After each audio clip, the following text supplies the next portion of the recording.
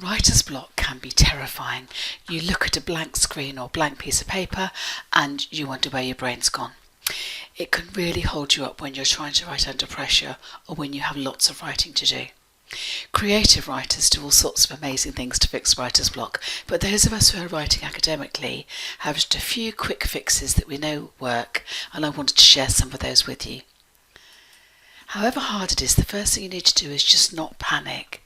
Take a break away from it. It could just be that you're tired. Make your break time limited so you can properly relax, knowing in 15 minutes, say, you're going to go back to the piece of work. Ideally, know exactly what you're going to do in that break and make it useful. Writer's block makes you feel a bit useless.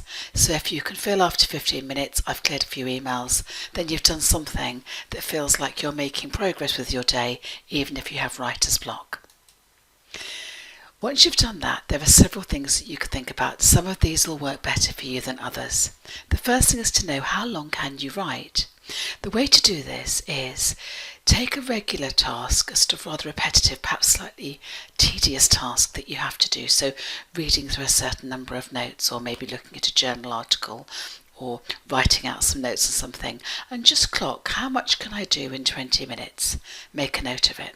How much can I do in the second 20 minutes? Make a note of that. How much did I do in the third 20 minutes? You get the picture. The idea is that productivity will drop like a stone in one of those 20-minute sections, and you know then how long you can write. For most students, most of the time, that's between 40 minutes and 2 hours. If you're writing lots, that time will go up.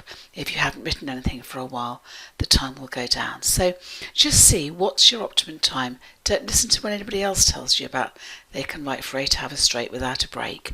Just know that if you can write for 50 minutes and that's what works for you, then just give yourself 50 minutes to write. Now you're armed with knowledge about your writing, you can start thinking about what else you can do if writer's block hits you. You can change your overall approach. There are two ways to do this. Either you say to yourself, I'm going to write for the next 20 minutes, 40 minutes, however long. I don't care how many words I produce, I'm just going to work that amount of time because I'll get something done. That's my optimum time, or that's how much time I've got left today, and I'm not going to judge myself on that. I'm just going to write, knowing that actually some of those words you may have to change later on. Or just focus on word count, regardless of the time. I am going to write 200 words, however long it takes me to write 200 words. You probably take one of these approaches now already without necessarily having thought about it. So it's a good idea to think, how do you normally approach it, and then swap over and try the opposite approach. You don't need to be doing that long term just to get yourself out of this glitch you've fallen into. I do that quite regularly with my writing if I'm feeling under stress, and it can really help relieve the tension. Another way you can relieve the tension and relieve your stress is to think about having one document that's always there, ready to open in your computer, and you call it something like rubbish, draft, gibberish, whatever. And you start to write into that document. And what effectively you're saying to yourself is, none of these words might go into my final assignment. It doesn't matter. What I'm doing is writing what I think off the top of my head about this particular topic, and that's fine. Or maybe a draft plan, whatever it is. But somehow, by knowing that document's there, you take the stress out of the situation.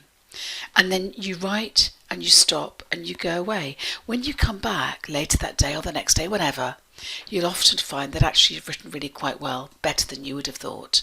So by having it there, it reduces your stress, and if you genuinely wrote gibberish, then it's okay, just delete it and save the document for the next time this happens to you. Your eyes can become really tired if you get writer's block. You spend too long just staring, hoping for inspiration. And so when you see a white background, that becomes quite glary. It's where people sometimes say, I've got a real headache, I was struggling to write. And they think struggling intellectually to write. They forget they were probably physically struggling to look at a white screen for that long. So a nice cream background, very pale green, very light blue. You can change that on all sorts of software that you have. You can often change the background. It calms it down. It also helps you to sort of alienate yourself a little bit from your writing. It doesn't look quite normal. All of these things break down the rut that you've found yourself in. When your eyes feel calmer, the next thing you can do is to go incognito. I don't mean like an incognito tab on your online presence. What I mean is try to look a bit less like yourself. So, for example, if you have a pale yellow background, dark grey font looks really nice on that. If you've got a pale green background, dark blue looks nice on that. So by using a different colour of font and by using an unfamiliar font, if you use Arial, maybe you go to Calibri. Guiche is a nice one that often comes out quite curly and quite soft looking. Just try different fonts. What you're aiming to do here is to produce a piece of writing that doesn't look like your normal writing, doesn't feel like your normal self. And that can just help free your mind up from the problems of thinking, what am I going to say next? It's almost as if somehow somebody else is writing it for you, and that can be really useful. The final fix I want to go through with you is a little bit more complicated, so I've left this last because you wouldn't do this unless you really were in a jam. Ambush yourself, so plan, keep planning. Keep planning. Plan once more. Make it even more detailed. Plan until you've got a 5,000 word essay, say, and you find you've got 3,000 words of plan. Effectively, you've ambushed yourself into starting to write the thing before you feel the pressure of, I am now going to write the first sentence. That can work really well. The other thing you can do is to use presentation software. It doesn't really matter what it is, but say you were using PowerPoint. Usually in all those softwares you have the software itself that's working on producing slides and also the software bit of it that works on producing notes to the presenter.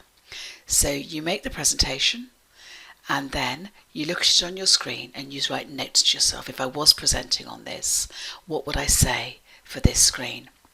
And what's pleasant about that is you can find that by the time you finish going through that, and it may be 2 or 3 times you go through it, you then just copy and paste your slides notes, and those slide notes effectively are probably fairly much the backbone of your presentation. But as you can see, that's going to take you a bit longer. So the key, it seems to me, with writer's block is not to panic, to take that break and then try all of these methods. If it doesn't work for you, that's fine, just ignore it, move on.